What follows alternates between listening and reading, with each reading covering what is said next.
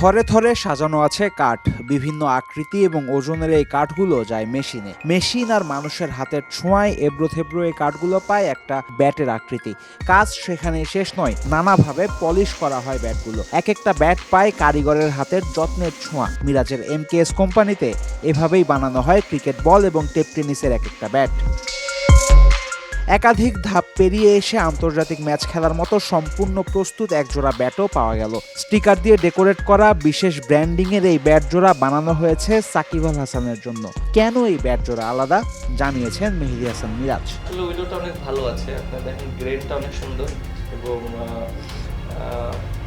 ব্যাটের ব্যালেন্স এবং ওয়েট সবই একদম পারফেক্ট।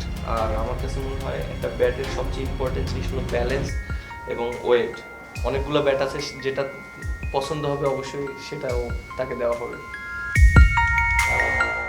বিসিএল খেলতে রাজশাহী এসেছেন মিরাজ, কিন্তু মাঠের বাইরে নিজের ভালোবাসার ব্যবসার প্রতিও সমান গুরুত্ব আছে বাংলাদেশ ওয়ানডে দলের ক্যাপ্টেনের।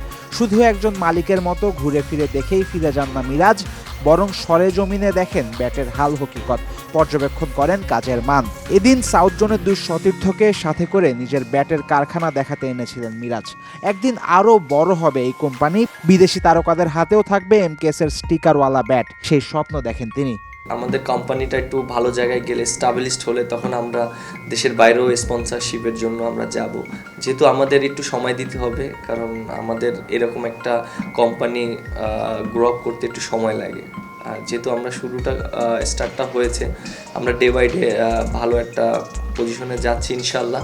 সো আশা করি ভবিষ্যতে আমরা দেশের বাইরে ক্রিকেটারদেরকেও স্পন্সরশিপের দিব। নতুন ক্রীড়া প্রতিমন্ত্রী আমিনুল হক ঘোষণা দিয়েছেন দেশে হবে ক্রীড়া সামগ্রীর ইন্ডাস্ট্রি। এমন খবর মিরাজের মতো উদ্যোক্তাকে খুশি করেছে। ভবিষ্যতে শুধু ব্যাটের বাইরেও এমকেএস অন্য ক্রীড়া সামগ্রীও প্রস্তুত করবে, সেই প্রত্যাশা মিরাজের। বাংলাদেশে যদি ইন্ডাস্ট্রি যদি বেশি বেশি হয় স্পোর্টসের ক্ষেত্রে, এটা আমাদের দেশের জন্য অনেক ভালো হবে। যেহেতু আমরা বাংলাদেশে এই প্রথম ম্যানুফ্যাকচার কোম্পানি করেছি ক্রিকেট ব্যাট, স্পোর্টস আইটেম। যেহেতু আমরা স্টার্ট করেছি, আমরা ডে বাই ডে আরও অনেক প্রোডাক্ট আমরা আনবো। শুধু ক্রিকেট ব্যাটের ভিতরে আমরা সীমাবদ্ধ থাকবো না। ফয়সাল হাবিব, ৭১।